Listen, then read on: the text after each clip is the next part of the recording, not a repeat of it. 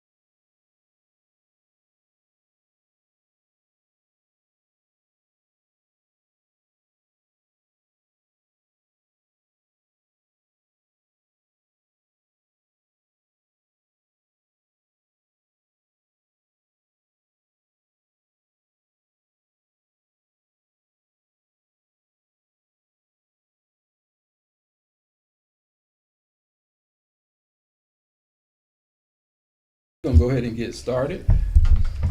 We're calling this meeting to order for the Brunswick Housing Authority board meeting for September the 25th, 2023. The time is 6:00 p.m. We're gonna start out with a moment of silence.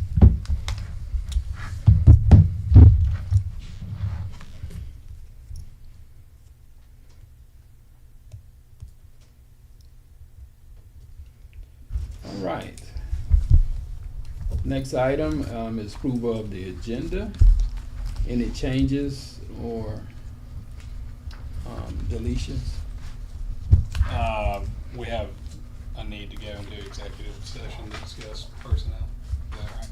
Right. So I move to amend the agenda to add executive session as item 3. And can I move to approve? Yes. And move to approve the agenda. Second. Okay, the agenda's been changed a bit to add executive session for item 3, and then adjournment will be item 4. And it's been properly second. All in favor, raise your right hand. Right. Approval of minutes from the August meetings, work session, and executive sessions. I move to approve the minutes of the work session meeting held on September 13th and the executive session held on September 13th, 2023. Is it? Second. You need to look at it, Ben? Is All right. it that executive, that special called meeting, is that? Should it be special call? Yeah, I think there's a special call also in there for me to sign. So it should be, Or is that, maybe we'll do that next time, or? The one for September 7th, I think was a special call that's in there for signature, but, We've already approved that? yes, sir. Okay. All This right. one is for the, executive session held after the work session.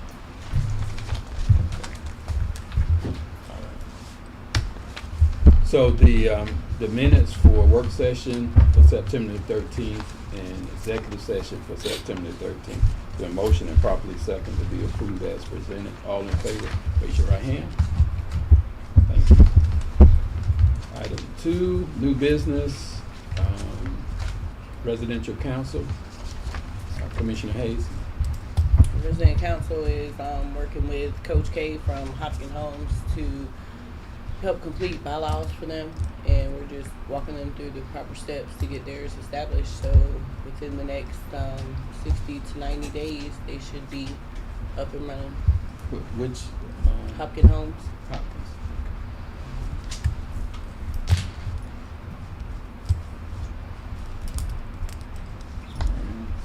How about the other communities? Did that come along? I'm in contact with one person from each community, and you know, it's pulling teeth these days. Everybody's schedule, even with our resident council in Brooklyn Homes, just everybody has a different work schedule. We've been working to replace our secretary that moved out without notice, and our sergeant at arms. She had a house fire, so she was transferred to a different complex. But hopefully, she's over in Abbott Andrews now, and so hopefully we can get her started with one over there. Okay. And I mean, with you know, some of our folk being more transient, it's makes you all's job in trying to organize a consistent leadership group difficult at times, and that's why I think I'd asked about you all's budget and the compensation for people's time for serving, and if that was in line. And I know I talked with Mr. Jackson about it, but Ben, is that something for them serving? Is there a stipend? I mean, I know I've heard about this overall budget, but There is a stipend, but I'd have to look and see what the restriction, you know, who it was available for and who it wasn't, but there is a possible stipend. yeah, if you can, let's solidify that so we can, go ahead, Ms. Dyer. As far as the stipends for the resident council is, you know, that will be part of their budget, when they do a budget, but some of the stuff is now fuzzy in my mind because it's been a while since I've read, a lot of the resident council information, but I remember the conversation coming up, and I'm thinking it's for resident council, and it is regarding stipends, that in order to receive a stipend, it has to be something where you are doing, it is not just a payment, it is a payment in return for certain contributions or, you know, duties for of your what. time. And I think it Yeah, I guess that's what I'm saying. If they're going to be serving on this council, even like Ms. Hayes as a commissioner, I mean, she's not just doing her own council. She's doing really helping to organize all of them. And so, what can that stipend be, and who sets it? That kind of thing. That's what I can't recall off the top Okay. of my head, but It's a formula. It's a formula dealing with occupancy from the year before. And we had talked about it before. It's a base number, but the commission can add to that. that's the overall budget. That's the The overall funding. budget is a calculation based on your operating subsidy and your occupancy. But as a housing authority, you can go with that, you know, with that base number, and it's allocated to you by AMP. So if you have one at Brooklyn Homes, you know, you would base it on what the occupancy was at Brooklyn Homes for the last operating subsidy calculation, and then there's a number, and then that is what is automatically in the funding from HUD to cover that. The housing authority can, if they choose, go over that as part of their overall budget. So, but as far as who gets the stipend and what exactly it's for, that's the part that I honestly just can't remember at this point. From my understanding, I think you guys are speaking of the tenant participation funds. Right. And according to HUD rules and regulations, it says those funds are to be used if and when we decide to do certain events, as long as they go along with the guidelines. And as far as the stipends go, way back when we first got established, a lot of people were wanting to come on board because they thought they were going to get one, and it went over and over and over, and they kept changing it, and finally they said, oh, all 6 communities have to be have a resident council in order for their boards to receive a stipend. Who said that? Way back when, kids Bailey. There was a lot of Yeah, talk. it was a lot of talk, and we never got hardcore facts until I started reading up on it myself. And it basically said it's up to the housing authorities to decide. Yeah, and especially with our, federal funds, it seems like we would have more flexibility with that. But find out for sure. Then if you work with Ms. Dyer, Okay. and to give us some options, and so we can. I like for us to do something at the next board meeting around this and help Okay. Ms. Hayes, Mr. Jackson recruit people because their time is valuable, and we need to show that we appreciate them for doing this. Okay. Anything else, Ms. Hayes, Yes, sir. Commissioner That's all. Cullen? Any other questions? I don't think so. Community First, we're still waiting on the other person to be appointed by the mayor, so we'll defer that. Do we need to officially defer that then? I think the last motion was to defer until we had 5 members. So, Okay, so that should stand.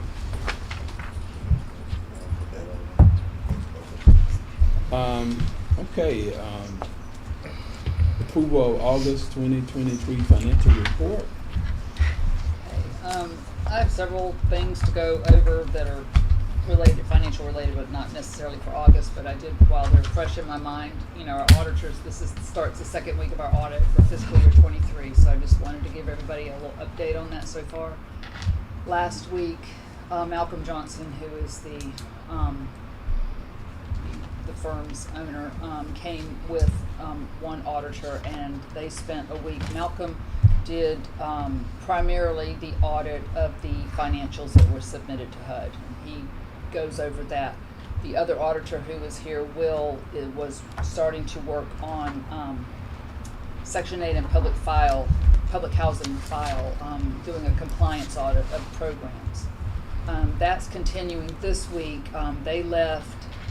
Rachel is here this week, and Will be coming back with her this week. But she's here this week, mostly focusing on all of the contracts that came in last year under Baker. So that is going to be a huge amount of her time this week. There will be findings, and then there will also be the regular compliance and all the other programs and routine audit stuff. But the major focus of this week with Rachel will be all of the, I call them the Baker contracts. So I just wanted to mention that. I've got the financials here. If anybody has any questions, I'll be happy to answer them. And I did have a couple other things I wanted to mention. One of them is good. Last year but I'm not saying the other's bad, but last month when we talked about a Christmas party, and I didn't have a number, and the board was receptive to the idea of a Christmas party. And I talked with Gwen, who planned it last year, and we had talked about going to the same place just because we basically have the place to ourselves, and they were easy to work with, and it worked out great. So she just contacted them again, and she said, if we have more employees now than we used to, but if we had up to the 40 employees roughly that we have now, and the board being invited, it will not go over a total of $2,500, and it probably won't be anywhere near that range. And I just, last month I told you guys I have a number, so that's what it is. This is something that, we normally have. It's not something, once it's not something that we would present a formal proposal to the board and say, okay, we need you to approve this. It's like, okay, you guys approved us having a Christmas party. Here's the budget. It seems reasonable. It's $2,500. Yeah, I don't have a problem with it. So what do you need from us? Just an okay. Just a consensus? Yes. Yeah, I mean, they provide a little buffet for us. It's a cash bar, and they have a DJ and just some games and stuff. And it's over by 10 o'clock, so. The other thing. Any music requests? I'm gonna abstain. Okay. The other thing that I need, and this is audit related, so I figured I'd cover it here. I need to know where to get it from. I mean, I'm assuming it's here. I just haven't gotten it. I need a lot of information for the procurement of yardstick. I have a list of things, because the reason I'm saying that is because we had to provide the auditors with a list of every contract that was signed or entered into in fiscal year 23.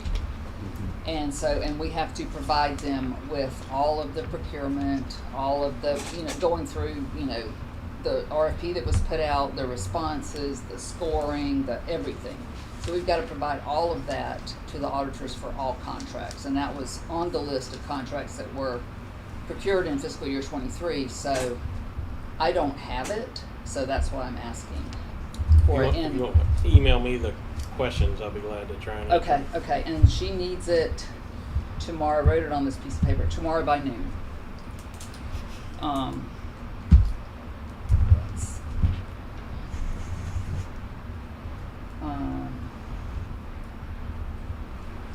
Let's see. Yeah, I'll just shoot you an email Okay, real thanks. quick. And I think that's a second one. Yeah, I think that's all I have unless you guys have questions. Commissioners? How's the audit going? Do we know? Do I act like I am frazzled at the moment? Yes. Yeah, Obviously, we anticipate yes. a stranger than normal audit. It is that, and it's twice as long as normal and twice as involved, and yes, so. I think Yeah. that will be well worth the effort at the end. Oh, I agree. I just, would much prefer to be watching this from afar. Will they meet with any of the commissioners while they're here? Oh, I meant to mention that too. Yes, Thursday afternoon. Rachel said, any commissioner who wants, she needs to meet with at least one, but it's open for any commissioner to come in and speak with her, but one at a time and not within an hour of each other. I think there was a few issues last year with multiple commissioners walking in on her, during, and you can't have that, so it can only be one at a time. Okay. But just let me know, and I will let her know. But she does need to meet with one, at least. Thank you, because I just completely forgot that. You saying? In the middle of an audit, that's okay. I know. Yeah. But it's written down somewhere on this paper somewhere. So I can come by at 10 o'clock on Thursday. Okay.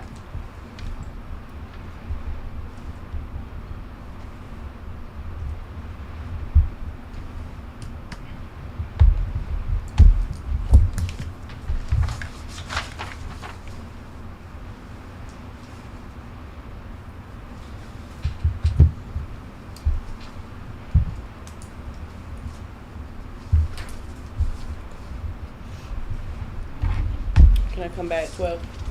12? Sure.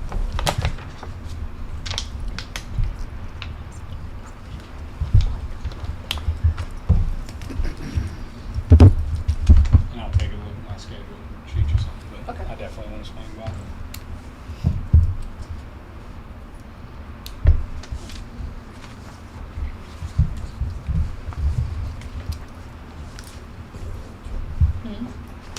Any other questions? Alright. Okay, do you need us to, any other approvals? or Yes. anything? For the financials, just Okay. Entertain a motion. I move to approve the August 31st financials. Second. It's been motion and properly second that we approve the August financials as presented.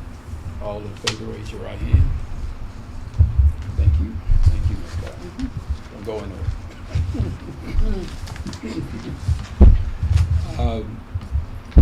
Item D, update on the cost allocation plan. That's me. Okay, this is just a slight change to the cost allocation plan that was approved earlier this year.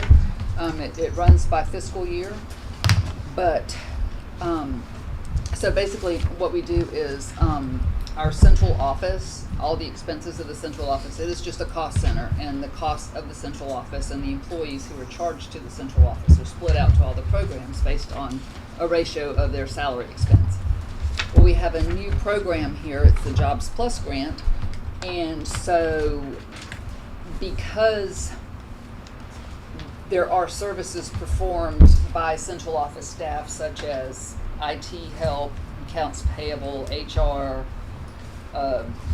use of the premises and the vehicles and such like that, it makes sense to charge a portion of the central office costs to the grant as an administrative cost. So that's all we're attempting to do here, and I'll just need approval and a signature on this form to submit this form to HUD and to start charging that. And that doesn't mess with our budget allocation of the grant funds Oh, otherwise? no, not for the program costs, no. I mean, and the way to look at it is if we are, the central office is basically federal funds. And so if we don't charge that to the grant, then what we're saying is the services that we're doing for the grant is being paid for with public housing money. Right. So, and we don't want that. Yeah, this is common, especially with these kind of agencies. And so we don't have a regular rate, cost allocation rate that's approved by the department. I leave it to the department. We use payroll dollars in all the other departments. We'll just total up the payroll for, the Section 8 for public housing, for the non-federal programs and everything, just total all the payroll costs by department, and then just do an allocation based on that. Okay. Sounds very scientific. Well, and I know I'm on the board with Community Action Agency, and we have an approved percentage to, and so Ms. Dyer wouldn't have to explain all that stuff. She just did, but it's applied to everything because the administrative office, they service everything, and so their cost has to be taken care of, even though we got the grant Job Plus, but they can't function without the other administrative staff. So we need an approval for this. And then I'll So just need your signature. I just need you all to authorize me to sign this as presented. I move to approve the amendment to the cost allocation plan and sign and have the chairman sign the updated plan as presented. Second. It's been motioned and properly second to approve the cost allocation plan as updated and authorize the chairman to sign as presented. All in favor, raise your right hand. Thank you. Okay, utility allowance for public housing in Section 8. Smith and Douglas. I guess I'll do Section 8. Ms. Smith is not here. Every year, Zachlin does a spreadsheet for the utility allowances, which is lights, water, gas for Glenn County and the city of Brunswick. And we have received the 23's report. They're included for each. If it's a house, if it's an apartment, if it's a duplex, if it's a manufactured home, there's a different rate for each one of them. It's included in your packet what the new rates will be. Just need approval for next year to use it. And how they calculated by this? Let me read it to you. It uses the average consumption data along with local utility rates and weather trends to compute utility allowances for specific units at specific locations. There's a packet with Zaplin's explanation of how they do. Okay, that's fine, that's plenty for me. You all have any questions about it? No. Okay. And how do the residents get this? So the utility sheets are a part of their 40% calculation that we use anytime we do an annual, interim, or new emission, and it's how we determine the tenant's cost versus our cost. It's part of the calculation. It's one of the many lines of the calculation. Okay, I got you. All right, and so you just need us to approve this, Yes, I do. commissioners? Move to approve the utility allowance for public housing in section 8 as provided by Second. No, it was just So this will just be section 8. the. Yeah, that's for section 8. I mean, the sheets are different from public housing, well, they're calculated differently, but they should be pretty much the same. I'm saying, is there a reason why we shouldn't do them together? Yeah, because I don't want to delay anything. I will, Yeah, She just explained section 8 part. right. Okay. But the same general logic applies to Yes. public housing. yeah, Alright. so, I will keep my motion on the floor.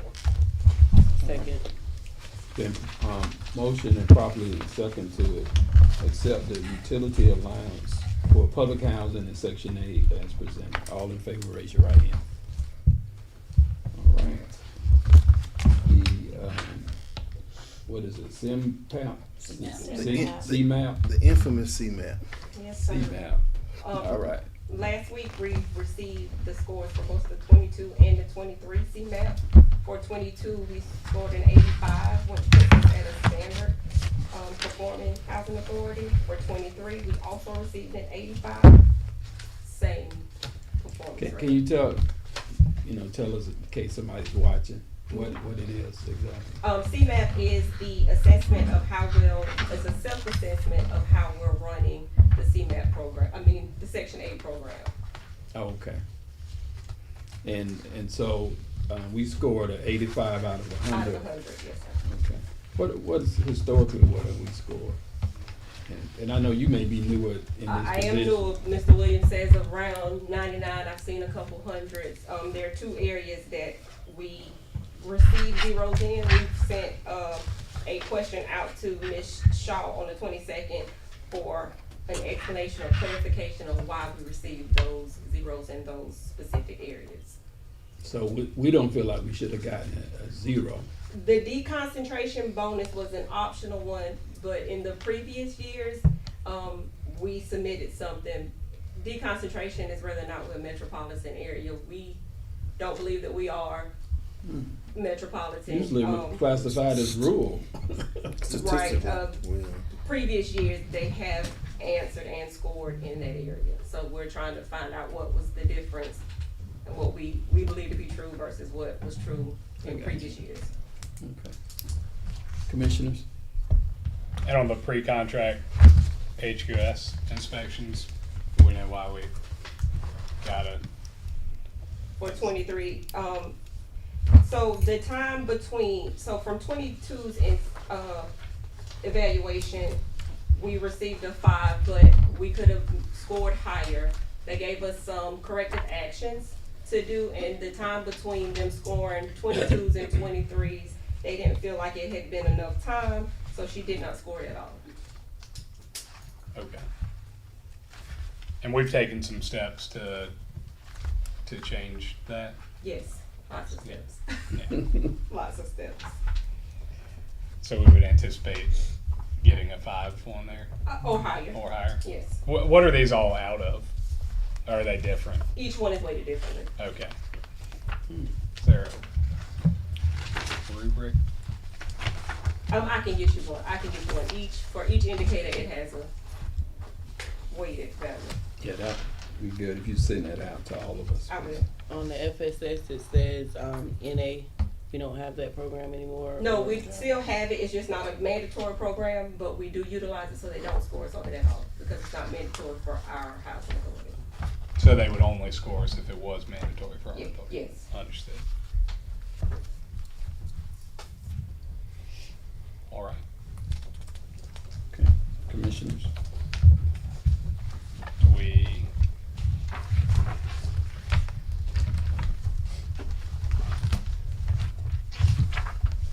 We hit all of our deadlines this year, correct? Yes.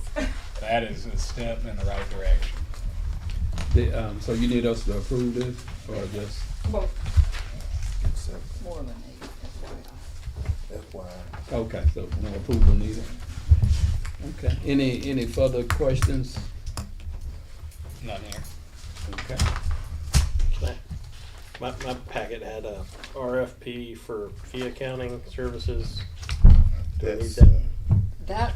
That was originally part of the agenda and part of what I was gonna talk about, and I don't then know. it got moved, and so it's still in there, but if I can just jump in here for 1 second, because I did forget something under the financial part, but it came back to me a minute ago, which kinda ties in with that, but, when Malcolm Johnson was here last week, when he started the audit, this is, I think, the second year in their 5-year contract, I think, don't hold me to that, but he has let it be known that they will be exiting their contract after this audit year. So, did they say why? they didn't specifically say why, but the fee accounting firm did the same thing, so, I think it's just the unknowns and the up and downs. They just wanted to bow out because and probably part of it was just because it would take, I would anticipate that they would think that they would have to be here 2 weeks next year also, and they were questioning the cost of that. And so they're bowing out after this. However,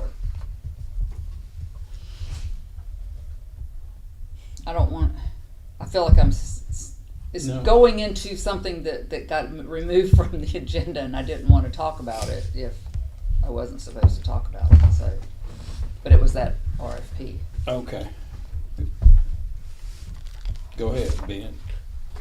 No, it So, was, well, so we have auditors and then we have fee-based accounting services, and the fee-based accounting folks have given us notice that they are gonna both have now, yes, yes. stop, and then the auditors have given us notice. Mhm. So we need to find fee-based accountants Well, and auditors.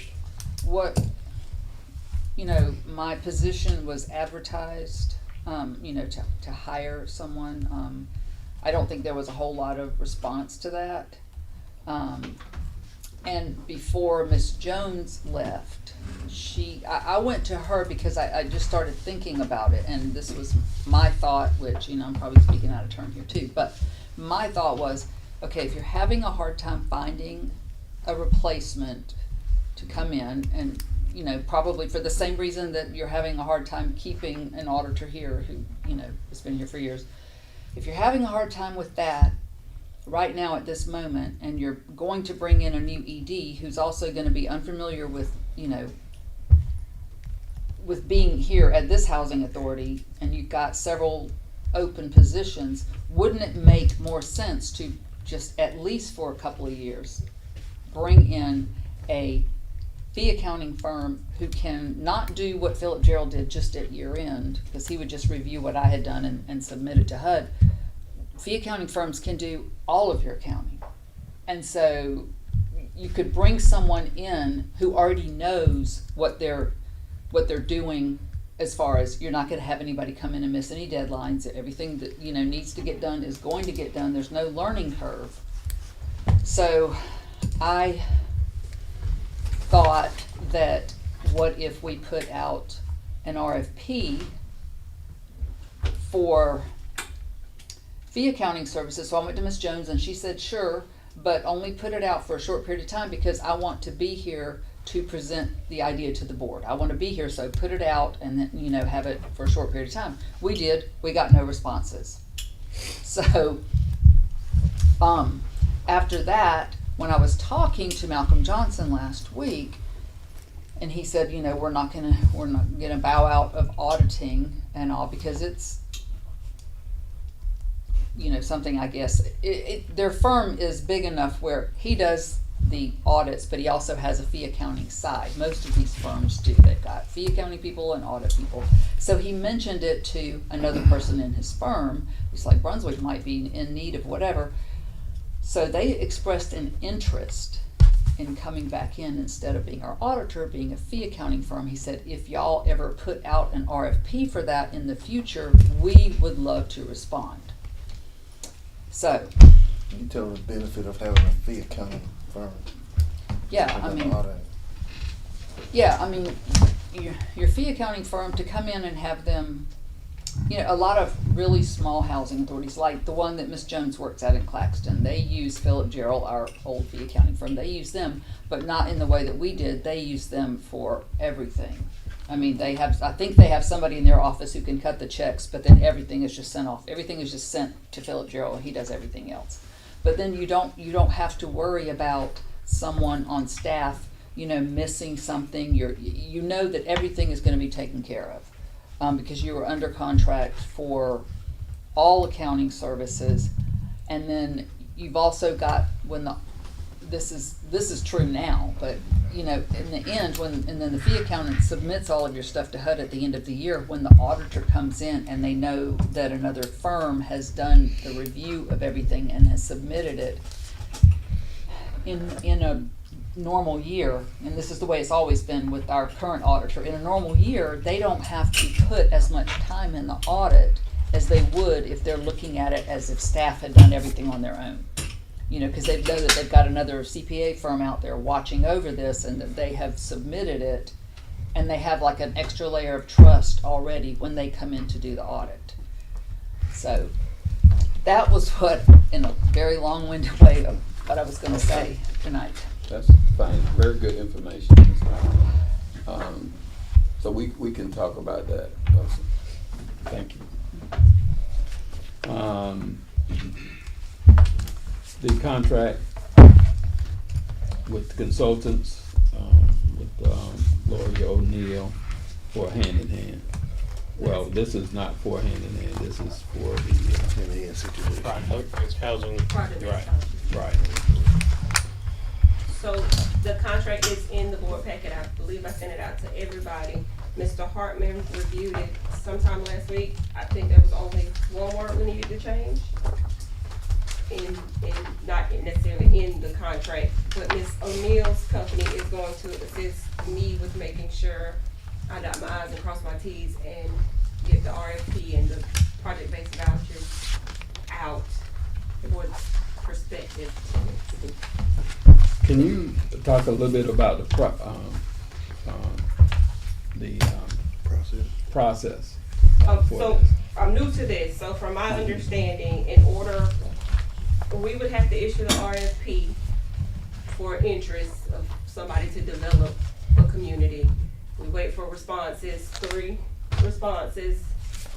We select from one of those 3, and then the next step would be, after the responses, Evaluation. the evaluation of the response to get the vouchers issued, or who has the better project development information. Project-based vouchers. No, we have the vouchers. They are basically working in conjunction with us based on what we in the RFP said our need was, or currently is. Okay. Commissioners, any questions around it? Just from a general timing standpoint, when do we expect to have the RFP out? That's probably the only thing we can control. With the approval of Ms. Bowen, Ms. O'Neill's contract, she said she could have it written within 2 weeks. And that'll be a 30-day response. A 30-day announcement. Mm-hmm. So by the end of the year, we could be looking to, It could be a little faster than the end of the year, but definitely. come on, it's the federal government. That shouldn't take a that long. Might shut I down mean, a couple the of only, days. the big part is making sure whoever we select requests the vouchers from HUD. Right. Okay. Very good. Yeah, I just wanted to be a thorn in Natasha's side for a second and say, hey, how was this person procured? I've done- the answers to that question. We will get that figured out. I mean, you know, I don't know how much this person's gonna be paid, I have no. Miss O'Neill? $5. Yes, yes. And so, you know, depending on that, it would fall under whatever Yeah, I procurement. think it's under, I mean, I asked that question in the email, but, I think it falls to the micro now. I think it will be the micro Okay, and, So She's below the threshold. okay, we only need one. okay, Yeah, all one right. quote. And what's the I'm just Thank you. gun shy. No, I'm thanking What's Mr. the threshold? What's the threshold? 10,000? 10,000. Y'all updated the policy. That's 10,000. Okay. Do we have a not to exceed in that contract then? Or, no. You probably should. I doubt it. Well, if she gonna give it to you in 2 weeks, I don't think. Yeah. But you might. $75 an hour. yeah, that'd be a lot of hours. Yeah. That says excluding travel or any expenses, so 125 I hours. don't know where she lives. All right, commissioners, any other questions or concerns? If not, Would you suggest that we put a not to exceed 10,000? Sure. And we don't have any reason to think Miss O'Neill would balk at that. That's our I've policy. never talked to her. Yeah. That's our policy. Yeah. That's our policy. Yeah. I will move to approve the consultant contract with Gloria O'Neill for project-based vouchers, with the contract as presented, plus a not to exceed $10,000, Could be added. not to exceed $9,999. Second. Add that. it's been motion and properly second that the contract with Miss Gloria O'Neill will be, is approved with the changes of a not to exceed $999,000 amount for the total contract amount. All in favor, raise your right hand. Which means I can't sign this today. You have to make the changes. I can make them and get it to the board. Okay, all right. Sounds good. Approval of the write-offs for September 20th. It's in the write-off tab, which is right here.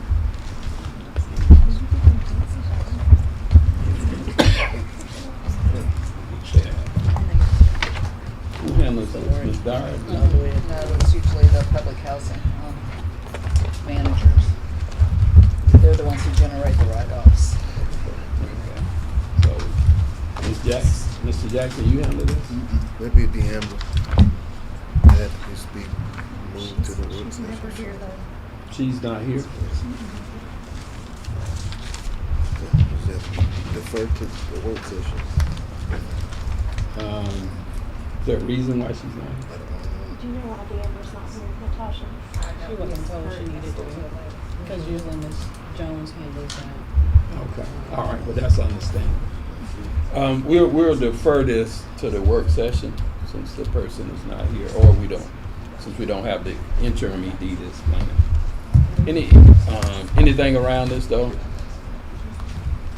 So, I still don't understand when we charge the $50 versus the $20, but that's, yeah. I understand it's when it accrued versus, But it's Now. carrying over. yeah, This is just carrying over to his pay. that's.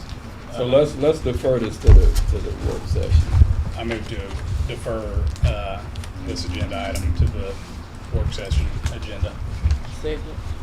Been motion and properly second to defer the write-off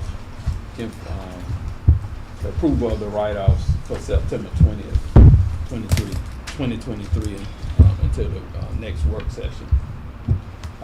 All in favor, raise your right hand. All right, JAWS Plus, Ms. Bear.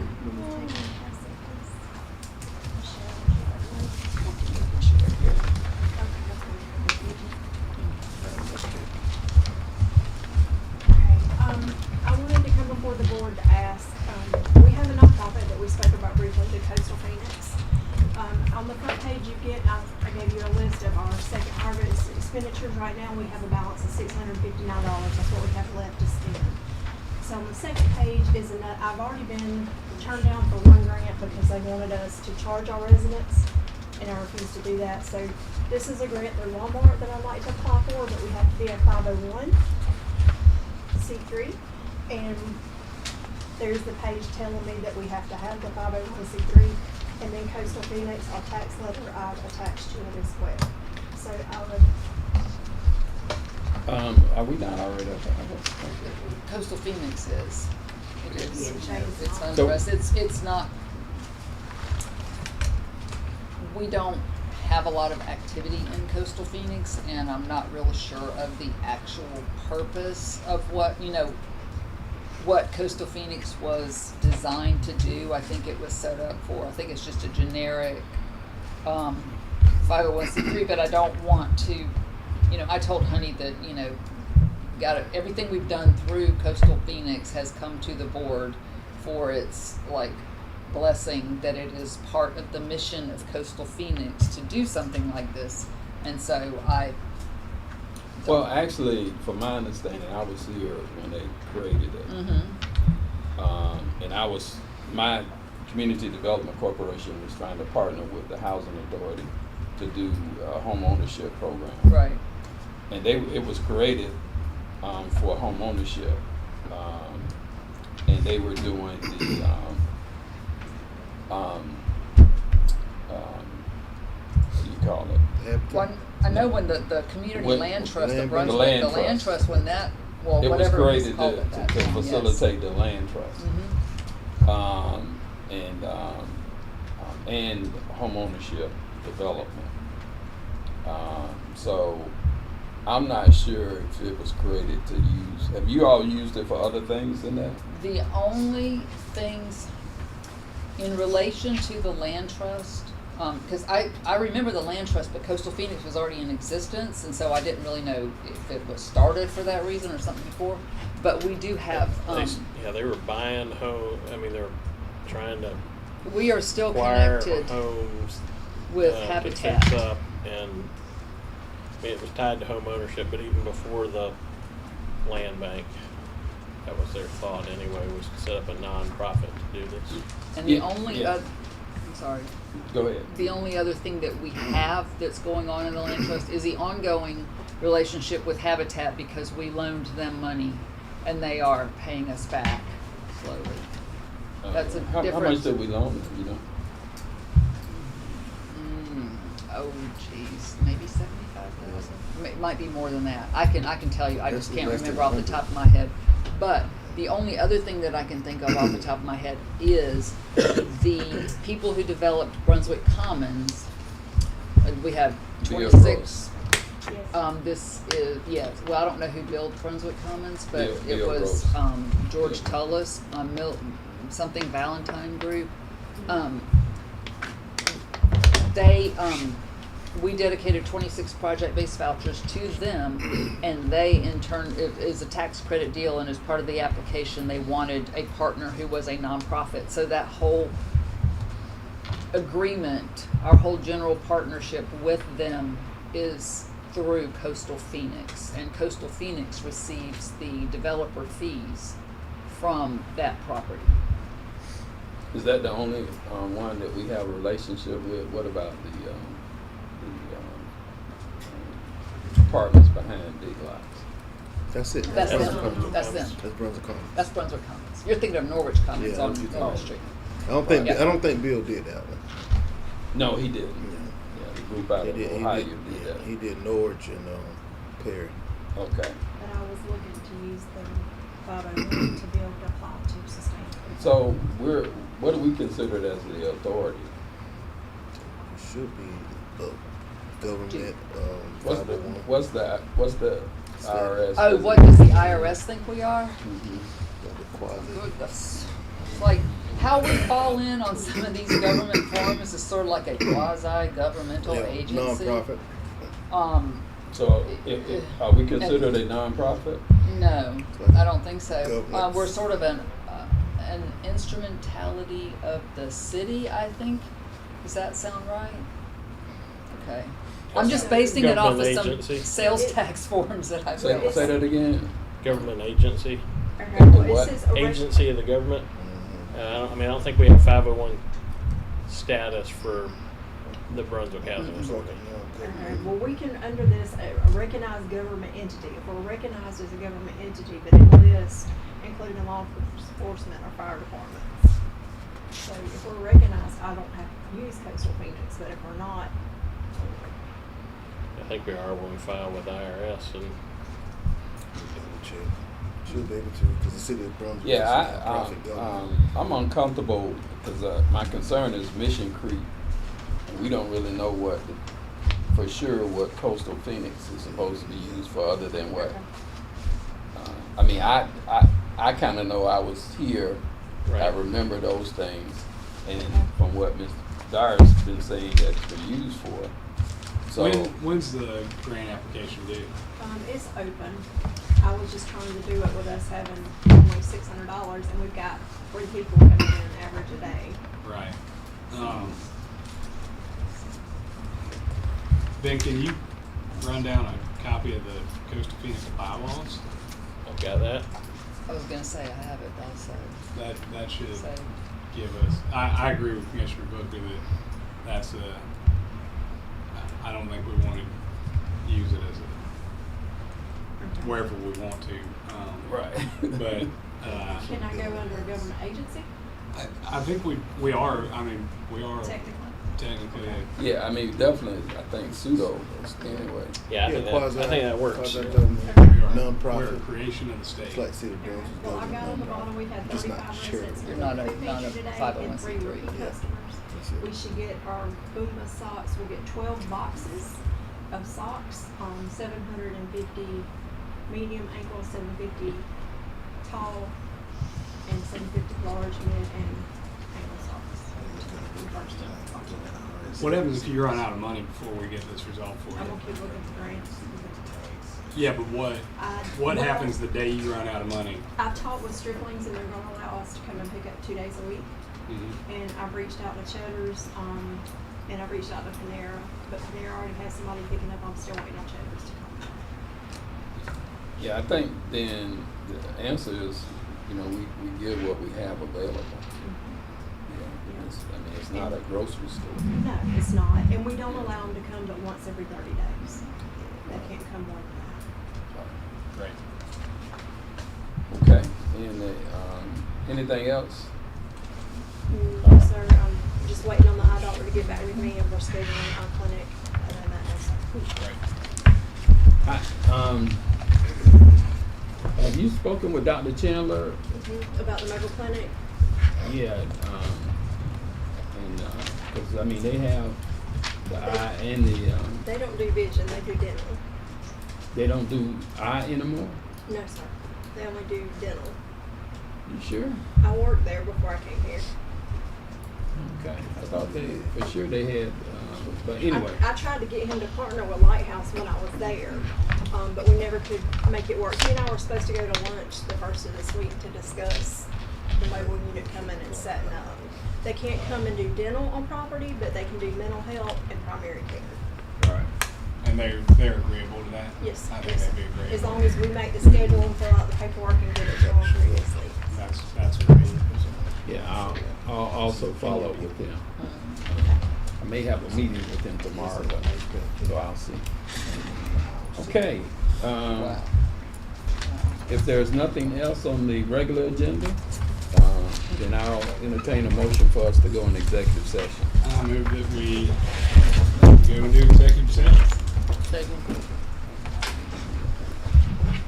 It's been motion and properly second that we go in executive session. All in favor, raise your right hand.